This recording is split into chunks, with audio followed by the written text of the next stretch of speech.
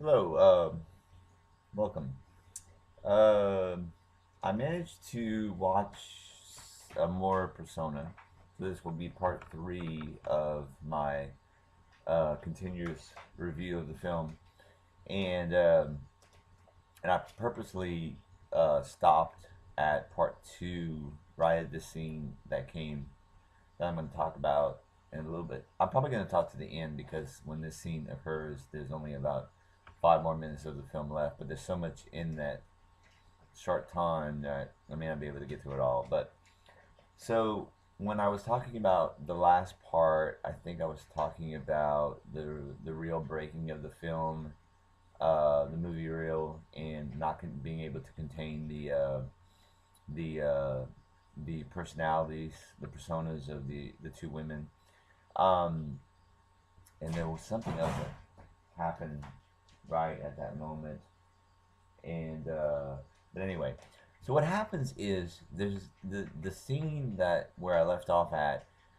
It's a brilliant scene, but it's also a grueling scene. I remember when I first saw it, I want to say I was bored, but I wasn't.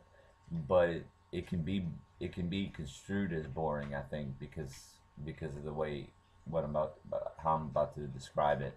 So what happens is they show these hands, and they're Elizabeth's hands, and she's holding the hands on a desk, and there's obviously something underneath her hands, and the nurse takes her hands, Elizabeth's hands off, and it's the picture of the boy, her son, that she tore up, and so Alma says we have to talk about this.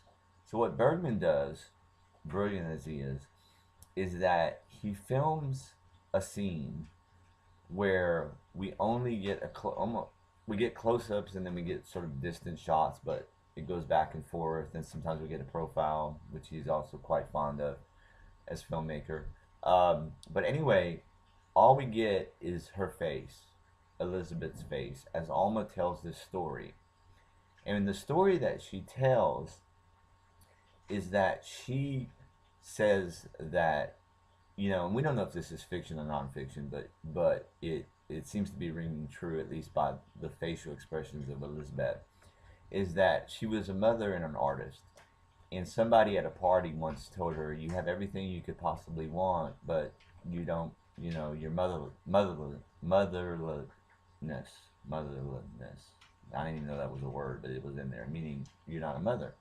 So she became pregnant, and you know we hear a lot about postpartum depression, where women get depressed after the birth, but Alma talks about how when Elizabeth became pregnant, she actually did not want the child, and she prayed that it would be born stillborn, and then the baby was born alive, and she hated the child, and the child would scream day and night, and then Alma proceeds to say that the child stayed with relatives and what have you, so Elizabeth could return back to the theater.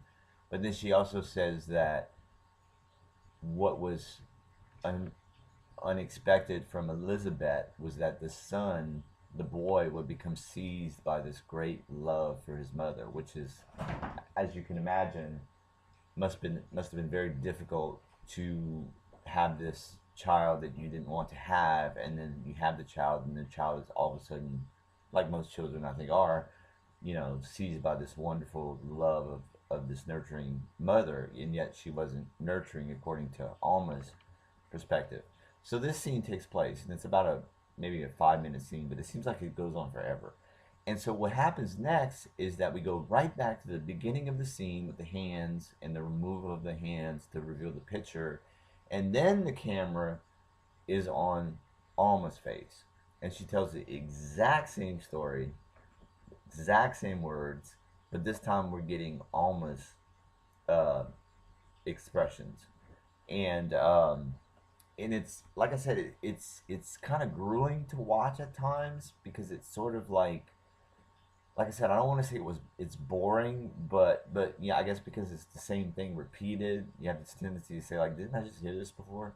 But I think Bergman does a fantastic job, and what he's doing in that scene is that he is actually bringing the film and the personas to this kind of heightened place of where um, they're at the height of like, um, and I want to say this expression, but I don't know if it applies, but it's like, am I her or am I me? Because when that scene is done, Alma, and I actually want to put it on the film, but I put the film back. Um, Alma looks at her, well, and then the screen does something so fantastic. It takes the two faces and it puts them together, but they're half and half. And it's amazing to me that Lee Ullman and BB Anderson look so much alike that when he splices their faces, you know, Lee Ullman on one side and BB Anderson on the other side, and he films the shot of their face. Their noses almost seem to match up. Their eyes match up. Their mouths match up. It's a beautiful, beautiful image. And what Alma proceeds to say is like she says, "I'm not you. I'm not Elizabeth Vogler. You're Elizabeth Vogler." But you can see that she's fighting this this persona uh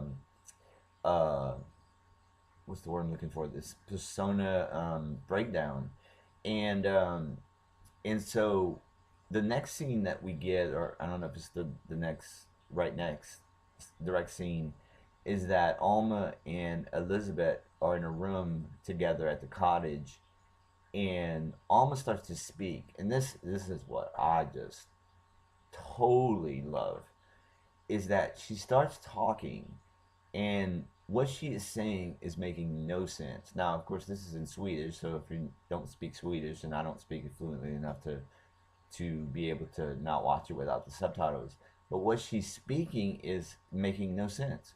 The word, it's like the unspooling of words that are not, they're not making any sense, and I love that. I love that technique because it makes so much sense in the context of the film that these two characters who are, you know, having this persona breakdown are, at least for her, Alma being the one who speaks, is having this sort of like loss of like, she's struggling to like, I'm not Elizabeth Vogler, and it's like the words, her words are not making any sense, and it's like it's so brilliant. Once again, just another thing that makes this film a masterpiece is that somebody like Ingmar Bergman can direct something, and being such a great writer as he is, it's, you know, it's really ironic that he would write something that, you know, is nonsensical.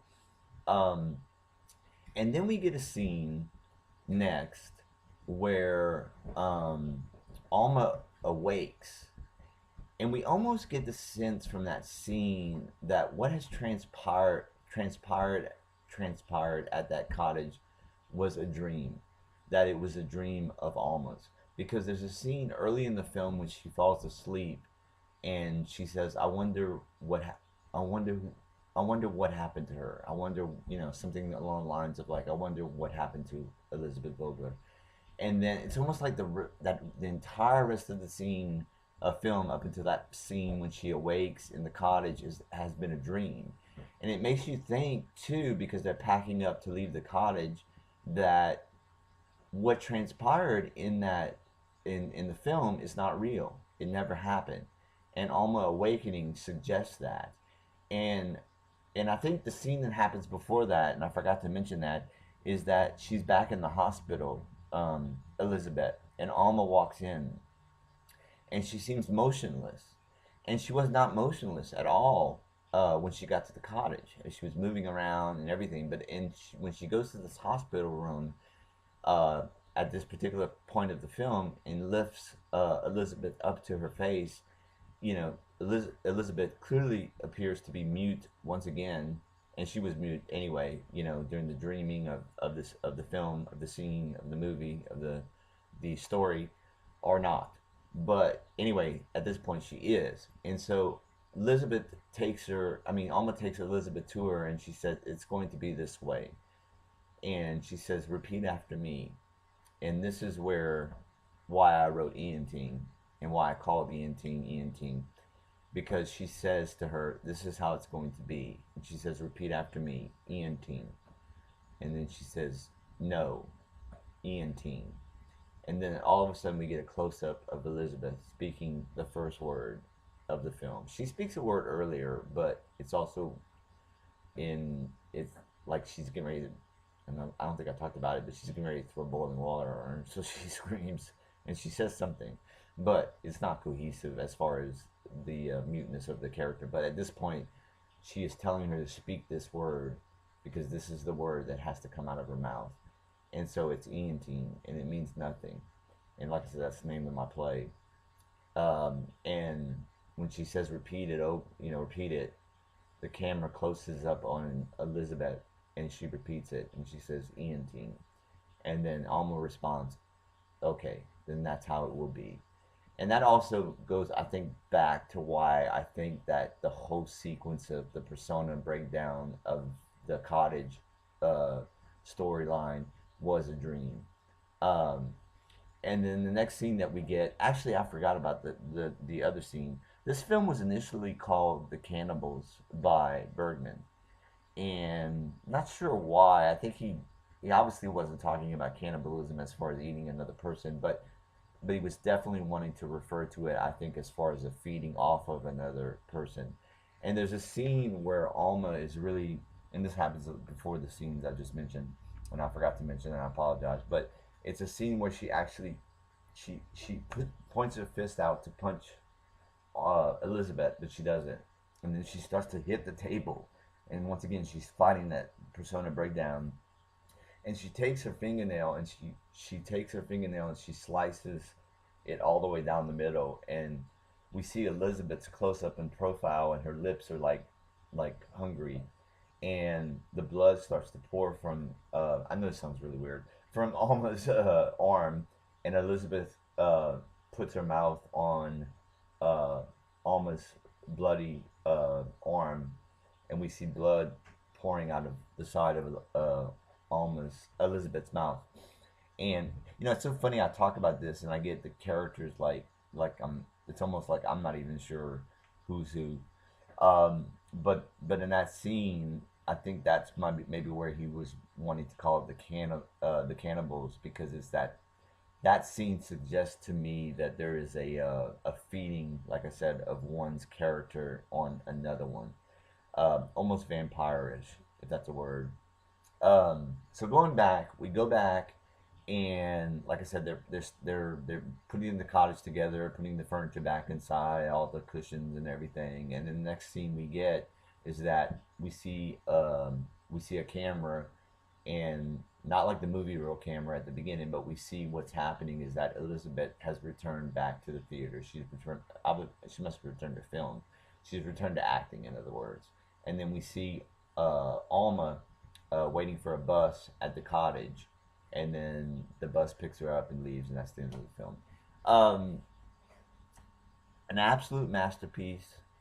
Um, One might argue, how can you call it a masterpiece when you don't quite understand everything?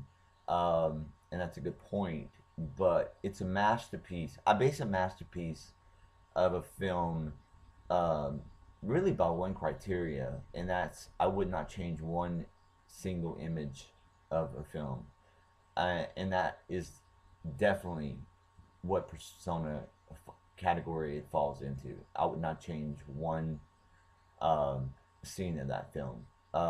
There is so much. I mean, there's stuff in this film that I have not touched upon. Well, I touched on a lot, but I mean, I could go on, and I think I said that's why at the very beginning of the film, in the introduction, or at least the first part, that this film had more critical analyses written about it than any other film, because it really is. There is so much there, and you know, I know if I got into a discussion with people who saw it, we could just be, I mean, spend hours, maybe even days, just going over the film.